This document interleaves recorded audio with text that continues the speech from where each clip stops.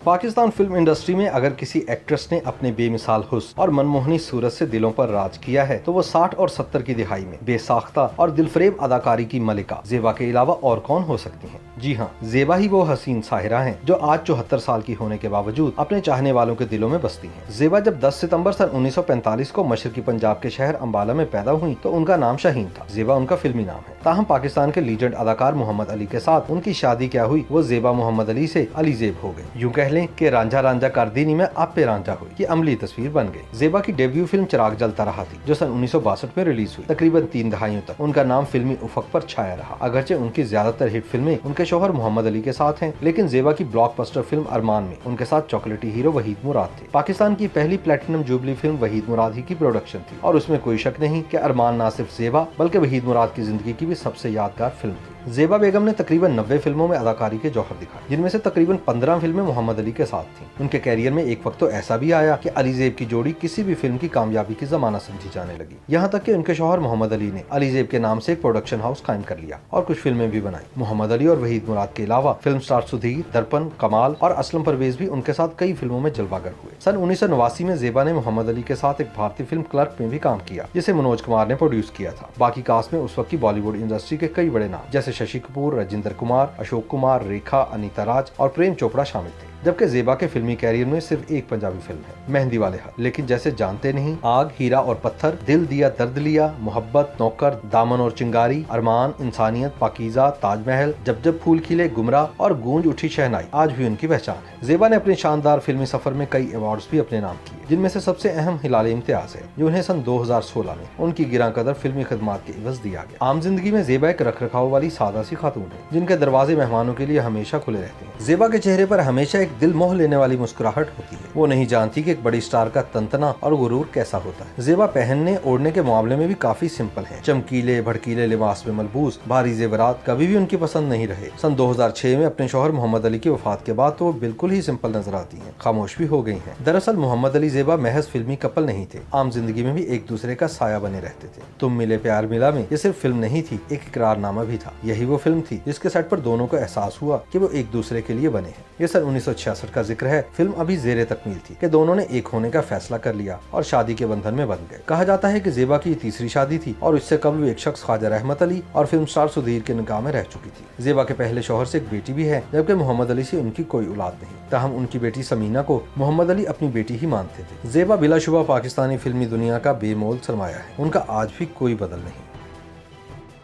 YouTube पर googly news देखने के लिए youtube.com की सर्च बार में गूगली न्यूज टीवी टाइप करें। गूगली न्यूज के पेज पर सुर्ख रंग के सब्सक्रिप्शन वाले बटन पर क्लिक करना ना भूलिए। YouTube पेज पर अपलोड होने वाली वीडियोस से बाखबर रहने के लिए बेल आइकन पर क्लिक कीजिए। आपको हर नई वीडियो के बारे में नोटिफिकेशन मौसूल हो जाएगा।